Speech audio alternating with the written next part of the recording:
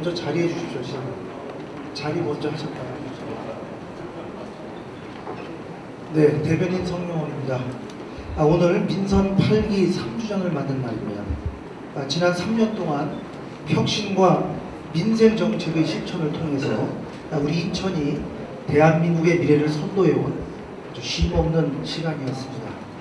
그동안 유종복 시 정부에 애정을 주신 언론인 여러분께 감사의 말씀을 드립니다. 아울러 혁신과 민생을 위해 묵묵히 소임을 다해주신 모든 공직자 여러분의 노고에도 고마운 마음을 전합니다. 그러면 지금부터 인천의 변화와 결실 그리고 2030 인천이라는 주제로 유종복 시장님의 말씀이 있겠습니다. 시장님을 단상으로 모시겠습니다.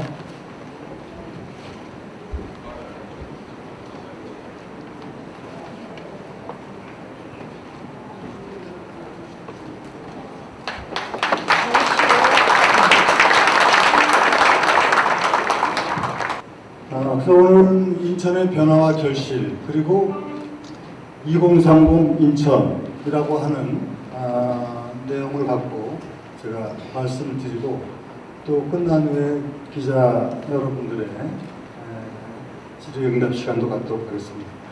민선 8기는 한마디로 말씀드리면 인천에 큰 변화를 일으켰고 또 결실이 있었던 시기였다 이렇게 생각합니다. 하나하나 말씀을 드리겠지만 인천의 기본적인 위상이 달라졌고 이 부분은 인구와 경제 그리고 실질적인 성장 측면에서 수치로 입증하기도 했습니다. 이제 그래서 인천은 대한민국의 미래라고 내건 비전이 현실이 되고 인천이 대한민국이다 하는 자긍심을 갖고 우리 인천의 위상을 알려줄 수 있는 상황이 되었다고 말씀드립니다. 인천 위상이 달라졌다는 것을 조금 더 객관적인 거로 대표적인 걸 말씀드리면 역시 인구와 경제 문제를 얘기하지 않을 수 없을 겁니다. 인구 증가는 대한민국의 1위 도시가 되었는 것 이미 다 아시는 바입니다. 2024년도에 300만 인구가 돌파되었습니다. 그리고 외국인까지 하면 310만 인구를 갖게 되었습니다. 금년도에 늘어난 인구수만 보더라도 인천이 우리보다 인구가 4배, 5배 많은 경기도보다 인구 증가가 더 높습니다. 16,000명이 늘어나고 경기도 11,000명대가 늘어났습니다. 서울, 부산을 비롯한 대부분의 대도시는 모두 인구가 줄고 있는 것이 현실입니다. 인천의 위상을 또 하나 나타내는 것은 대한민국의 대표적인 사회적 문제, 저출생을 극복한 대표도시가 되었습니다. 출생아 수 증가율이 지난해에는 1년 전 대비 11.6% 압도적 1위입니다. 그리고 금년도에도 14분기까지 해서 14.4%가 늘어났고 특히 4월 기준으로 보니까 17.5%죠. 전년 대비. 대한민국의 이 정말 심각한 사회적 문제를 해결한 선도도시가 되고 있다 하는 부분을 말씀드립니다. 도표를 통해서 아실 수 있겠지만은 출생아 수 증가는 대한민국의 모든 도시에서 인천이 압도적 1위를 하고 있는 것이 사실입니다. 그리고 경제 문제를 얘기하지 않을 수가 없습니다. 경제는 이제 100조 경제 시대를 열겠다고 했는데 이미 117조 경제 시대를 열어서 GRDP 실질적으로 대한민국 제2의 경제도시가 되었습니다. 부산을 앞질렀습니다. 그리고 경제 성장률은 2년 연속 대한민국 1위 도시가 되었습니다.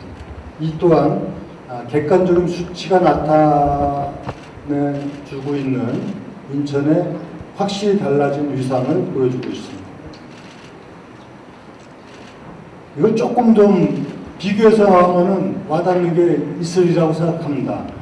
제가 민선 6기 시장을 하고 또 7기를 거쳐서 7기를 쉬고 8기를 했는데 민선 6기와 7기, 8기를 딱 두 가지만 놓고 비교해 볼 때 민선 6기의 인구가 8만여 명 들었는데 7기에서는 4년 동안 4,000명 사실상 인구 증가가 각보 정체 상태였고 민선 8기 들어와서 3년 만에 10만 명 가까이 되는 9만 5천 명이 증가를 합니다. 그리고 경제 문제는 실질 경제 성장률이 민선 6기에 3.55%가 증가됐고 민선 7기에서는 1.7%, 민선 8기 와서 평균 5.91%가 성장합니다. 그래서 그렇게 언론에서도 평가들을 해주는 부분을 잘 보고 있습니다. 인구와 경제 두 마리 토끼를 잡은 인천시 이렇게 얘기를 합니다. 그래서 사실 민선 6기 때 이미 부산 경제를 앞질렀습니다. 서인 부대란 말은 그때 나왔습니다. 그러나 민선 7기에 다시 3위로 추락을 했고 민선 8기에 다시 제2의 경제도시를 탈환하는 것이 바로 인천의 높아진 위상을 보여주는 겁니다.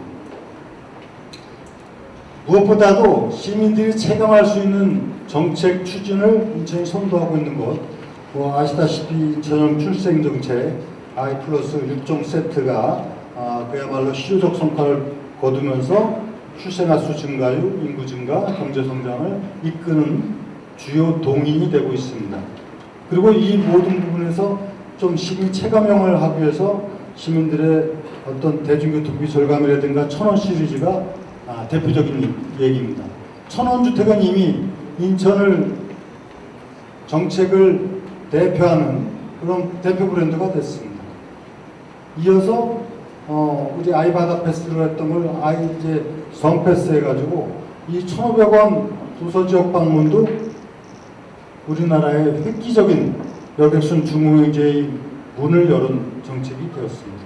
그리고 반값 택배로 되어 있던 걸 이번에 1,000원 택배로 다시 조정을 해서 1,000원으로 소상공인 자영업자들을 민생경제 회복을 위한 정책을 추진하는 이것도 지금 제가 현장에도 다녀오고 그랬습니다만 처음에 작년 실시할 때 하루에 1,000건, 1,500건이었는데 하루에 요새 5,000건이 넘고 50만 건 이상이 지금 이 수혜자가 되고 실제 자영업자들의 매출이 13.9%가 늘어났습니다.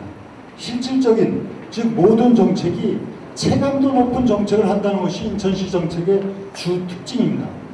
앞으로 1,000원 티켓 그리고 1,000원 아침밥 이 부분을 확대하는 것을 관련 기관하고 협의를 하고 있다는 말씀을 드립니다. 이런 눈에 띄는 수치로 나타날 수 있는 체감도 높은 정책과 함께 정말 중요한 것은 미래를 준비하는 일이라고 생각합니다.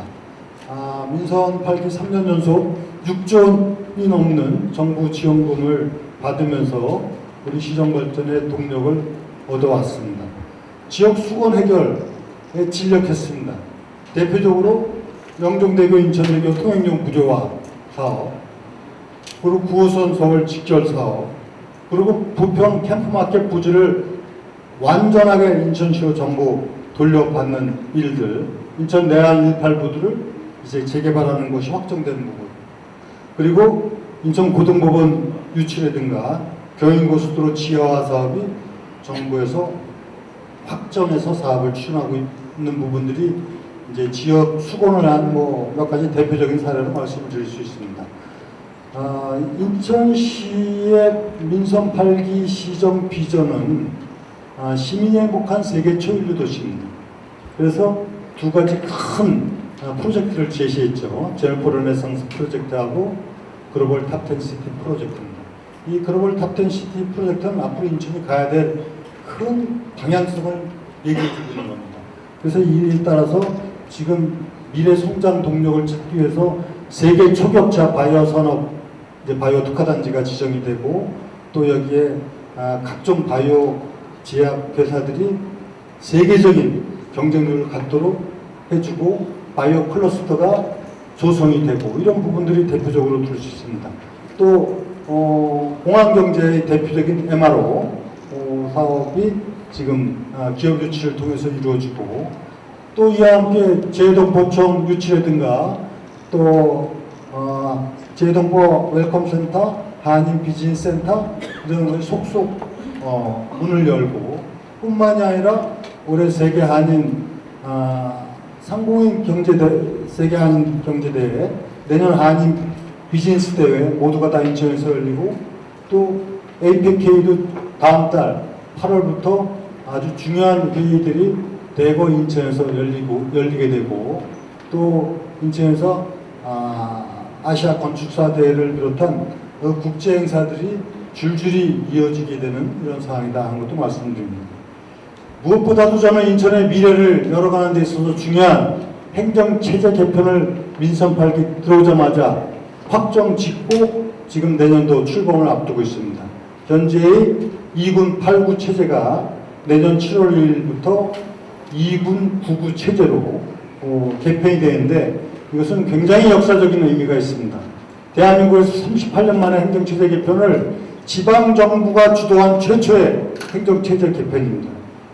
그런 의미에서 행정체제 개편이 갖는 우리 미래를 준비하는 그런 시정의 목표를 담고 있다. 세계 최대의 에카소 프런트가 준공이 됐습니다. 이런 부분은 아까 제가 수치로 보여드렸는데 또 객관적인 지표로 보여주면은 아마 인천시 정부가 그동안 민선을 쭉 이어오는 과정에 지방자치단체 혁신평가 3년 연속 1위, 적극 행정 1위 등 행정평가는 물론이고 재정, 경제, 그리고 안전 이 부분을 휩쓰는 적은 없었습니다. 인천시는 이 부분에서 대한민국의 압도적인 모든 부분에서 1위를 하면서 객관적으로 인천시가 대한민국을 대표하는 도시로 평가받고 있는 것, 그것도 사실 관계다 하는 말씀을 드립니다. 이제 문제는 이러한 변화 결실을 위해서 어떻게 미래를 더 큰 대한민국을 대표하는 도시로 만들어가느냐 하는 문제일 겁니다.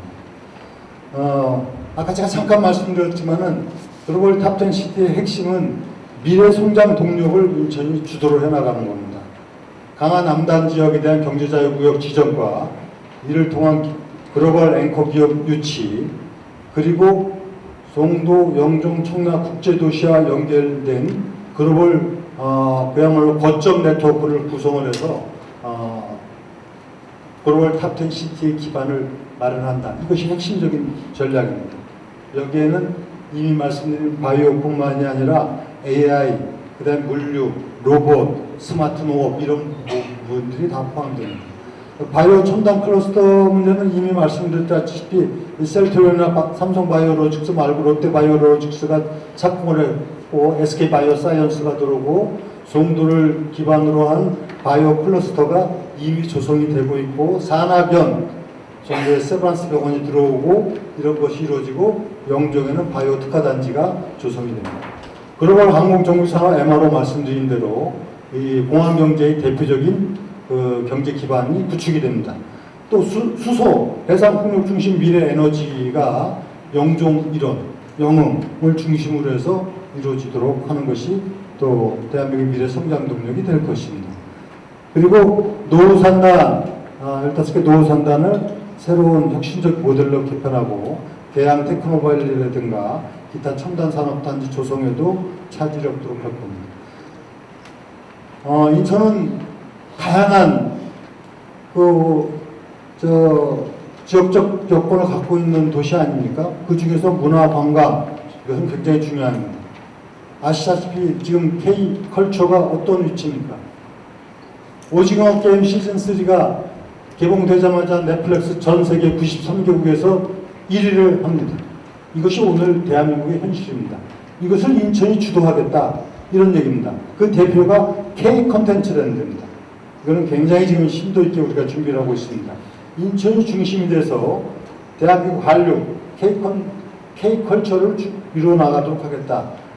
이건 아직 지금 진행 중인 상황이기 때문에 향후에 좀 과정에 말씀을 드리겠습니다만 야심차게 정부하고 협의해서 K 컨텐츠랜드 확실하게 조성해 나가는 것을 목표로 두고 있다. 그리고 아시다시피 계양장 글로벌 브랜드와 지금 상상 플랫폼으로 시작해서 아트 플랫폼, 동인천역, 그 다음에 자유공원, 계양장거리 이론에 대한 획기적인 새로운 그 관광 산업의 중심지로 거듭나도록 한다. 그 다음에 대형 문화예술 인프라는 아시다시피 지금 용현 하객지구에 뮤지엄 파크가 건립되고 있고, 또 국립강화 고려박물관 건립 문제든가, 또 이번에 그 거점별 문화예술회관을 건립하는 등 문화인프라 구축에도 박차를 가하겠습니다. 경인아라뱃길은 정말 소중한 우리의 미래의 자원입니다. 이것을 서해바다하고 연결된 관광산업의 벨트화한다 하는 목표를 갖고 있습니다. 그리고 역시 이제 인천공항을 떠나서 얘기할 수 없습니다. 인천공항은 지난해 1억 600만 명이 이용할 수 있는 4단계 사업이 완료돼서 세계 3대 공항입니다. 여객 규모 캐파로 볼 때 물류는 세계 2위 공항입니다. 여기에 환승객들을 위한 특단의 문화관광 프로젝트를 추진해서 인천이 대한민국의 관광 문화를 선도하는 도시로 만들어갑니다. 저출생 문제는 뭐 아시다시피 대한민국의 정책을 선도하고 있고, 이것은 표준이 되고 있고, 대한민국의 이 저출생 극복의 대표 브랜드가 됐고, 정부에서도 이 부분에 대해서 인정을 하고, 다음 주에 아마 인구 문제를 해결한 대표 도시로 인천이 선정이 돼서 아마 수상도 하는 것으로 알고 있습니다. 그리고 저출산 고령화위원회 부위원장님도 다음 주에 오셔서 이런 문제를 갖고 논의를 하게 되는데, 이것을 국가정책으로 확산시키는 데 주력을 한다. 그리고 이를 통해서 인천은 더 한 발 앞선 저출생 대책을 마련하겠습니다. 인천형 공간복지 3.0, 이 문제는 워낙에 복잡한 문제이긴 합니다만, 인천이 주도해서 이런 실질적인 시민들의 체감 행복지수를 높이는 공간복지 정책을 지속적으로 발굴 추진합니다. 지역 공공의료 체계는 그동안 어려움을 겪고 있는 인천대 공공의대 문제라든가 제2의료, 그리고 감염병 전문병원, 이런 부분들이 아직 진행형에 있습니다만, 앞으로도 이 문제에 대해서는 꼭 문제를 풀어서 인천의 의료 기반을 확충하고, 또 이를 통해서 시민들의 건강을 확보해 나가도록 하겠습니다. 제일 중요한 문제 중에 하나는 노인 문제, 청년 문제입니다. 야심차게 지금 저출생 문제는 1차적으로는 성공적인 정책을 해나오고 있습니다만, 노인 복지 문제는 지금 인천에만 해도 55만 노인 인구가 있습니다. 이 문제를 해결하기 위해서 지금 1년 이상 심도 있는 지금 노력을 하고 있는데, 이게 굉장히 복잡합니다. 목표는 노인 10만 일자리 창출, 그리고 청년들에 대한 일자리와 창업 기반과 이들에게 희망이 되는 프로젝트, 이 야심찬 두 가지를 완성하면은 이 세대 간의 문제, 또 계층의 문제를 해소하는 데 크게 도움이 될 것으로 기대하고 있습니다. 그리고 인천은 역시 누가 뭐라도 해양도시입니다. 인천항 미래발전 프로젝트, 아까 말씀드린 제니퍼 르네상스를 중심으로 해서 이루어지고, 고물선 프로젝트는 지속적으로 추진해 나갑니다. 또 탄소 중립을 전국 계획보다 5년 앞당긴 2045년 프로젝트에도 차질 없이 추진하도록 박차를 가하겠습니다. 그 다음에 시민들의 어떤 도심 속에서의 공원 조성, 대표적으로 캠프마켓이 전체가 다 인천으로 돌아와서 지금 사업이 되고 있고, 또 소녀습지, 생태공원의 도시공원 지정 문제 등 공원 조성에 박차를 가하도록 하겠습니다. 수도권 몰입지, 대체 몰입지는 진행형으로 있습니다만 많은 어려움이 있는 것 사실이지만은 분명한 목표를 갖고 제가 지금 추진하고 있다. 그리고 이거는 이제 조금 진행형 상황이라 그 과정을 다 말씀드릴 수 없지만은 지금 현재는 이 공모 방식을 완전히 바꿔서 참여가 가능한 범위로 설계를 해서 지금 진행형으로 있음을 참고로 말씀을 드립니다. 친환경 자원순환센터도 같은 차원에서 검토를 하고 있습니다. 그리고 무엇보다도 인천의 균형발전, 원도심, 또 이를 통한 교통혁명, 이것은 뭐 시민 모두의 큰 바람이기도 합니다. 제니퍼 르네상스 프로젝트, 원도심 노후 계획도시 정비, 이런 부분들은 시의 가장 우선적인 역점 시책으로 추진하고 있는 것은 사실입니다. 다만 제니퍼 르네상스 프로젝트는 지금 이제 아마 올 하반기부터 동인천역 일체 재정비 사업에 들어갑니다. 이것부터 시작해서 내양인팔 모두로 연결되는 일대의 혁신적 변화를 가져오면서 글로벌 탑10 시티하고 연계된 정책으로 추진합니다. 경인전철 경인고속도로 지하화, 경인고속도로 지하화는 확정돼서 사업이 추진되고 있고 경인전철은 금년 안에 사업 대상자로 최종되도록 어제도 제가 실무회의를 했습니다만 차질 없이 할 겁니다.